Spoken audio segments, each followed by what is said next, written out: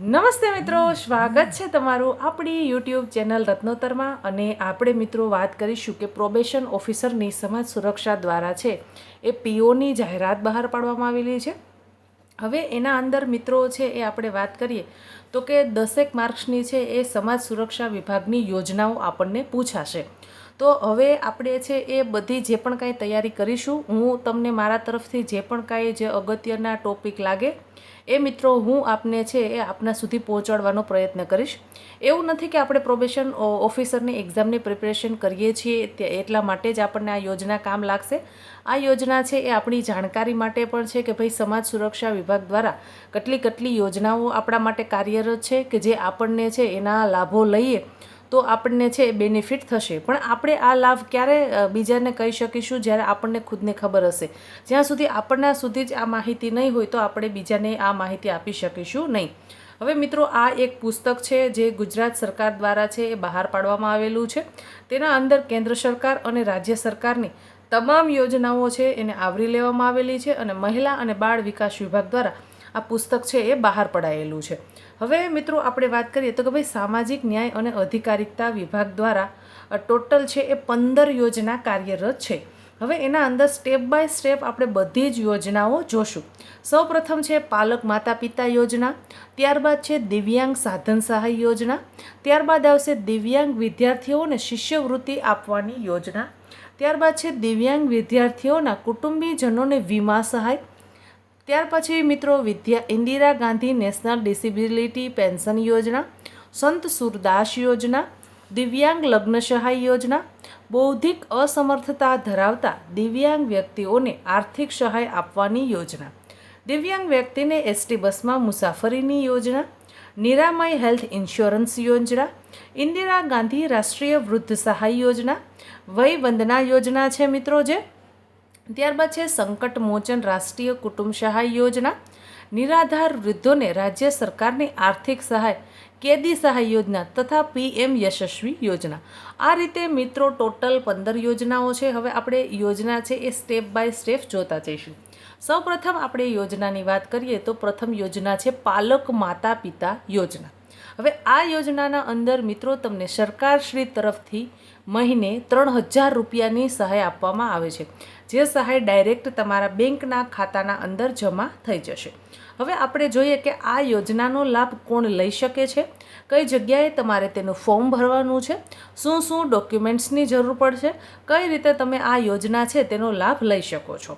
હવે સૌપ્રથમ વાત કરીએ તો કે ભાઈ આ યોજના સમાજ કલ્યાણ અને આદિજાતિ વિકાસ વિભાગ દ્વારા 1978થી અમુક જ જિલ્લા અને અમુક વિસ્તારોના અંદર છે એ આ યોજના ચાલુ હતી, પણ પછી સરકારશ્રી દ્વારા 2009માં સમગ્ર ગુજરાત રાજ્યમાં છે આ યોજના લાગુ પાડી દેવામાં આવેલી છે। આ યોજના છે મિત્રો ખાસ યાદ રાખજો, આપણને કદાચ એવો પ્રશ્ન પૂછાઈ શકે કે પાલક માતા પિતા યોજના છે એ કેન્દ્ર સરકાર પુરસ્કૃત છે કે રાજ્ય સરકાર પુરસ્કૃત? તો આપણને એ ખ્યાલ હોવો જોઈએ કે સંપૂર્ણતઃ આ રાજ્ય સરકાર પુરસ્કૃત છે, એટલે કે આનું સંપૂર્ણ જે કંઈ ફંડિંગ છે એ બધું ગુજરાત સરકાર આપે છે।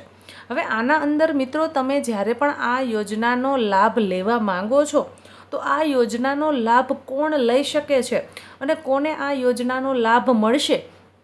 તો જે બાળકોના માતા પિતા હયાત નથી તેવા બાળકોને, એટલે કે એવા બાળકો કે જે અનાથ બાળકો છે, જેના માતા પણ આ દુનિયાના અંદર હયાત નથી અથવા પિતા પણ હયાત નથી, જો આવા કોઈ બાળકો છે તો તેને આ યોજનાનો લાભ મળશે। ત્યારબાદ મિત્રો આપણે વાત કરીએ કે અમુક કિસ્સાના અંદર પિતા મૃત્યુ પામ્યા છે અને તેની માતાએ અન્ય જગ્યાએ લગ્ન કરી લીધેલા છે। હવે આવું બાળક છે એ કાં તો એના દાદા દાદી સાથે રહે છે અથવા તો એના નાના નાની સાથે રહે છે અથવા તો એના પારિવારિક કોઈ પણ સભ્યો સાથે રહે છે। જો આ રીતનું આપણા ધ્યાને કોઈ બાળક આવે તો આ બાળકને પાલક માતા પિતા સહાય યોજના અંતર્ગત માસિક 3000 રૂપિયાની સહાય મળવા પાત્ર થશે। હવે મિત્રો આપણે બીજી વાત કરીએ કે અમુક કિસ્સાના અંદર એવું પણ બનશે કે કોઈ બાળક છે તેના પિતા હયાત છે પણ માતા ગુજરી ગયા છે અને પિતાએ અન્ય જગ્યાએ લગ્ન કર્યા છે, તો આવા કિસ્સાના અંદર પણ આ યોજનાનો લાભ આપણને મળશે। હવે આ બાળકો છે એ લોકોની ઉંમર 0 થી 18 વર્ષ એટલે કે 18 વર્ષની ઉંમર સુધી તેને મહિને 3,000 રૂપિયાની સહાય મળશે। હવે તમે આ જે સહાયનો લાભ લેવા માંગો છો તો વાર્ષિક આવક જે એના જે સાળ સંભાળ રાખે છે એ લોકોની અમુક વાર્ષિક આવક હોવી જોઈએ કે અમુક એમની અર્નિંગ હોવી જોઈએ કે આટલી આવક હોય તો એ બાળકનું ભરણ પોષણ વ્યવસ્થિત રીતે કરી શકે। એટલે જો ગ્રામીણ વિસ્તારમાં રહે છે તો એમની વાર્ષિક આવક 27,000 રૂપિયા હોવી જોઈએ, પણ જો શહેરી વિસ્તારમાં તમે રહો છો તો તમારી આવક 36,000 રૂપિયા હોવી જોઈએ। હવે આ બાળક છે તો એ પાલક માતા પિતા ઉછેર માટે છે એને 3 વર્ષથી લઈ અને 6 વર્ષ સુધી તમારે ફરજિયાત પડે આંગણવાડીના અંદર એનું નામ નોંધાવવાનું છે, એને આંગણવાડીમાં તમારે ભણાવવા માટે મોકલવાના છે। 6 વર્ષ બાદ બાળક છે જ્યારે આંગણવાડી પૂર્ણ કરે છે તો એને તમારે શિક્ષણ પણ અપાવવાનું છે। દર વર્ષે એનો અભ્યાસ છે એ ચાલુ હોય, પણ વર્ષ પૂરું થાય, માનો કે બાળક છે એ આંગણવાડીમાં જતું હતું, 6 વર્ષ પછી એને આપણે પહેલાં ધોરણમાં બેસાડ્યું તો એ પહેલું ધોરણ પાસ કરે છે અને બીજા ધોરણમાં આવે છે તો એ જે સ્કૂલમાં ભણે છે એ સ્કૂલમાંથી પહેલાં ધોરણનું એને પાસ આઉટ કર્યું છે જે સ્કૂલમાં ભણે છે અથવા તો જે સંસ્થામાં ભણે છે એનું પ્રમાણપત્ર છે એ વાલીએ રજૂ કરવાનું રહેશે। હવે એના અંદર કઈ જગ્યાએ તમારે રજૂ કરવાનું રહેશે। હવે યોજના હેઠળ તમને શું લાભ મળવા પાત્ર થશે તો મેં આપને જણાવ્યું એ મુજબ જે બાળકના માતા અને પિતા બંને અવસાન પામેલા હોય અથવા તો પિતા અવસાન પામેલા હોય અને માતાએ પુનઃ લગ્ન કર્યા હોય અથવા તો માતા મૃત્યુ પામ્યા હોય અને પિતાએ પુનઃ લગ્ન કરેલા હોય તેવા અભ્યાસ કરતા અનાથ બાળકોની સાળ સંભાળ રાખતા નજીકના સગાવાલી કે સંબંધીને માસિક 3,000 રૂપિયા સહાય પેટે DBT એટલે કે બેંક એકાઉન્ટમાં એમને ચૂકવવામાં આવ્યું છે। હવે યોજનાનો લાભ મેળવવા માટે તમારે રજૂ કરવાના પુરાવા તો કયા કયા ડોક્યુમેન્ટ્સ તમારે તેના માટે જોશે તો કે ભાઈ સૌ પ્રથમ તો તમારે અવસાન પામેલ વ્યક્તિનો મરણનો દાખલો અને લાભાર્થીનો જન્મનો દાખલો અને તેનું આધાર કાર્ડ। હવે એટલે કે માનો કે કોઈ એક્સ નામનું બાળક છે એના માતા પિતા ઓફ થઈ ગયા છે, ગુજરી ગયા છે કે જે આ દુનિયામાં છે જ નહીં, તો તેનું તમારે મરણનો દાખલો આપવો પડશે। ત્યારબાદ લાભાર્થી એટલે કે જે બાળક છે એ બાળકનો તમારે જન્મનો દાખલો આપવો પડશે અને એ બાળકનું તમારે આધાર કાર્ડ।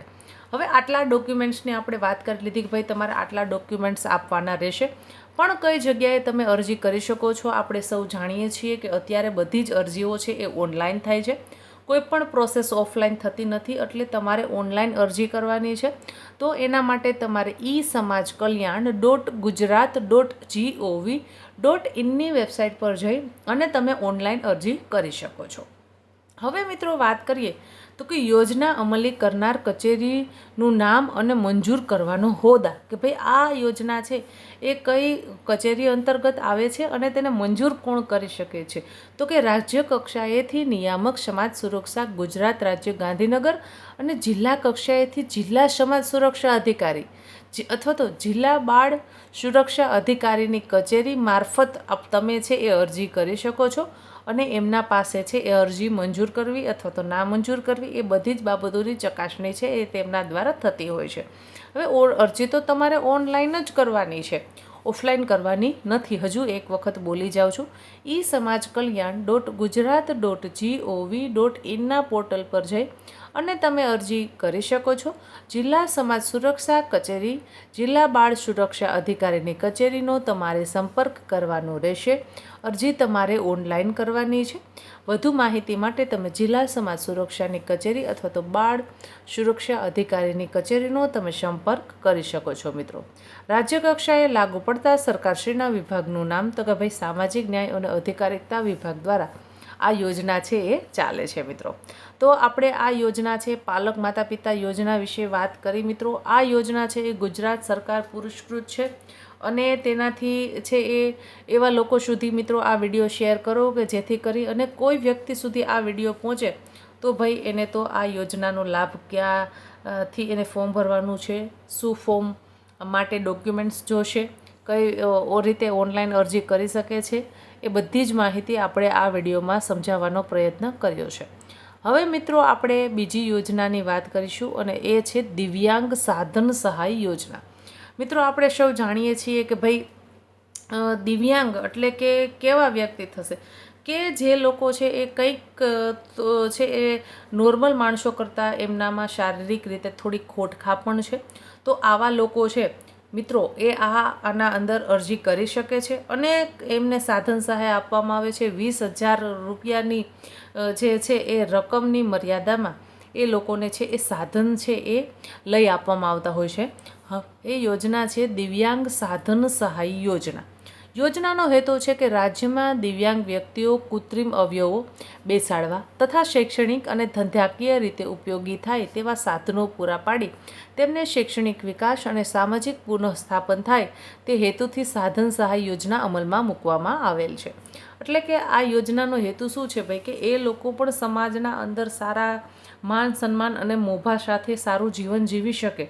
તો એ લોકો માટે છે આ યોજના છે એ સમાજ સુરક્ષા વિભાગ દ્વારા કાર્યરત છે. હવે આ યોજના મિત્રો ખાસ યાદ રાખી લેજો કે આ યોજના પણ રાજ્ય સરકાર પુરસ્કૃત છે. આનું સંપૂર્ણતઃ જે ભંડોળ છે, જે પણ કાંઈ ખર્ચ છે એ બધો આપણી રાજ્ય સરકાર જ ભોગવે છે. હવે આના અંદર કોણ લાભ લઈ શકે, તો કે જે લોકો છે એ 40% કે તેનાથી વધારે દિવ્યાંગતા ધરાવે છે તો તેવા લોકો છે એ આ યોજનાનો લાભ લઈ શકે છે. 16 વર્ષથી નીચેની વ્યક્તિને રોજગારલક્ષી સાધનો આપી શકાશે નહીં. ખાસ મિત્રો ધ્યાન રાખી લેજો આ બાબતને કે 16 વર્ષથી નાની જેની ઉંમર છે તેને આ સાધન સહાય ભાઈ આપવામાં આવશે નહીં. 16 વર્ષથી વધારેની જેની ઉંમર હશે તેને જ આ સાધન સહાય યોજનામાં લાભ આપવામાં આવશે. 40% અથવા તો તેનાથી વધારે દિવ્યાંગતા ધરાવતા હોવા જોઈએ. હવે મિત્રો આપણે વાત કરીએ કે આ યોજના હેઠળ 20,000 રૂપિયાની મર્યાદામાં રોજગારલક્ષી છે એ તમને કીટ આપવામાં આવશે અને 5 વર્ષની મુદ્દતમાં એક જ વખત મળવાપાત્ર થશે. એટલે કે ભાઈ 5 વર્ષના સમયગાળામાં તમે એક જ વખત આ યોજનાનો લાભ લઈ શકો છો. રોજગારલક્ષી તમને મિત્રો સાધનો આપવામાં આવશે.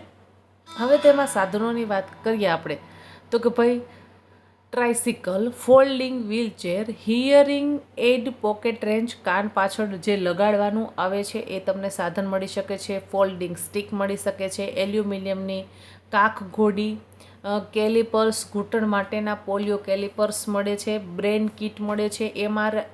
એમઆર કીટ મળે છે જે મંદબુદ્ધિના બાળકો હોય છે એમના માટે છે આ રોજગારલક્ષી. હવે આ મિત્રો આપણે જોઈએ કે ભાઈ આટલા સાધનો આપણને આપવામાં આવે છે. હવે સંગીતના સાધનો પણ આપવામાં આવશે.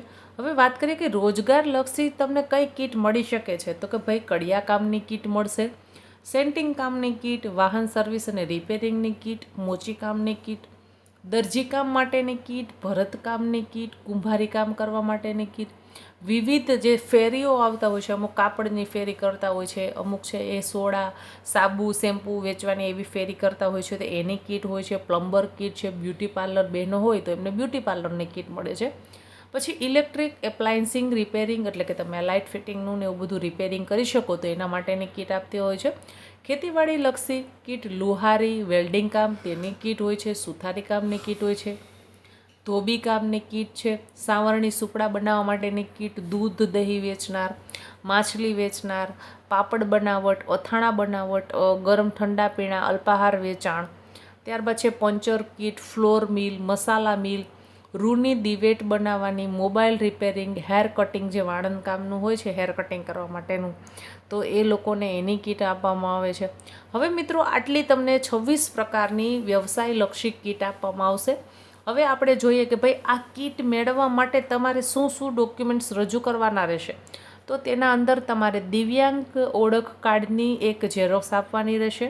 તમારે દિવ્યાંગનું પ્રમાણપત્ર આપવાનું રહેશે. ઉંમરનો પુરાવાનો આપવો પડશે. રહેઠાણનો પુરાવો આપવો પડશે અને વ્યવસાય અંગેના અનુભવનું પ્રમાણપત્ર.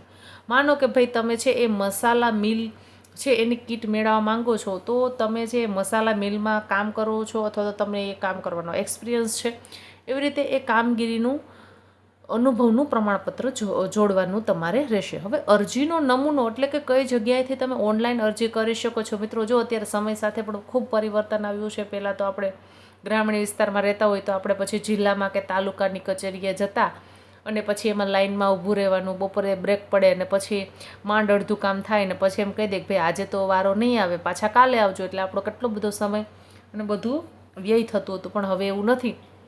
સમય સાથે પણ ખૂબ પરિવર્તન આવી ગયું છે મિત્રો. હવે તમારે ઓનલાઈન જ અરજી કરવાની છે, તો ઓનલાઈન અરજી માટેની વેબસાઇટ નોંધી લેશો esamajkalyan.gujarat.gov.in પોર્ટલ પર જઈ અને તમે ઓનલાઈન અરજી કરી શકો છો. ત્યાંથી તમે નમૂનો પણ જોઈ શકો છો. વિશેષ માહિતી માટે તમે જિલ્લા સમાજ સુરક્ષાની કચેરીનો સંપર્ક સાધી શકો છો, અથવા તો અરજીને મંજૂર કરવી કે ના મંજૂર કરવી તેની સત્તા છે એ જિલ્લા સમાજ સુરક્ષા કચેરી પાસે રહેલી છે. અરજી મિત્રો તમે ઓનલાઈન જ કરી શકો છો, ઓફલાઈન અરજી કરી શકતા નથી. અને તમારે ભાઈ આ અરજી છે એ રાજ્ય કક્ષાએથી જ લાગુ પાડવામાં આવેલી છે, સંપૂર્ણતઃ રાજ્ય સરકાર પુરસ્કૃત છે.